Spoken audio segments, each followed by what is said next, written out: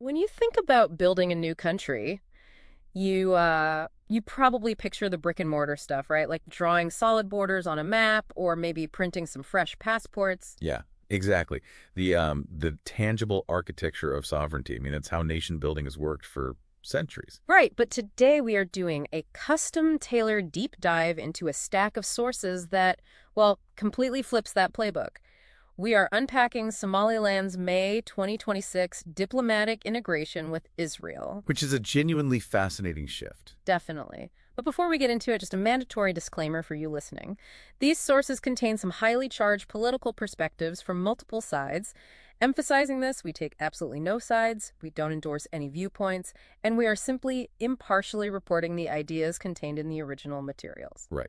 We're just laying out the data for you. Exactly. Okay. Let's unpack this. May 18th, 2026. Somaliland's ambassador Mohammed Hagi is in Jerusalem, and he is presenting his credentials to Israeli President Isaac Herzog. And this happens exactly on Somaliland's 35th Independence Day, which, is definitely not a coincidence. Right. But looking at the language they use, they aren't presenting this as some new secession. What is the historical logic they're leaning on here? So they are relying heavily on historical continuity. See, before Somaliland's brief union with Somalia back in June 1960, they actually had a few days of independence. Wait, really? Just a few days? Yeah, just a few days. And Israel was actually the very first nation to officially recognize them.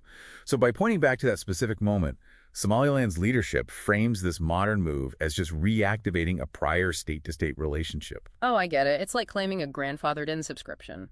They're basically telling the international community, hey, we aren't signing up for a brand new account. We're just restoring the old, legitimate 1960 agreement we already had. That is a great analogy. Yeah. And, well, if we connect this to the bigger picture, the mutual benefits driving this restoration are highly strategic for both sides.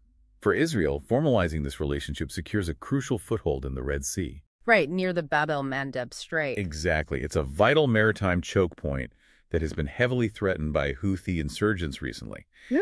And in exchange, Somaliland becomes the 8th nation to secure an embassy in Jerusalem, with Israel committing to a reciprocal embassy in Hargeisa.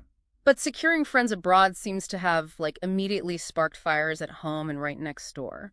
How did Mogadishu react to this? The blowback was massive.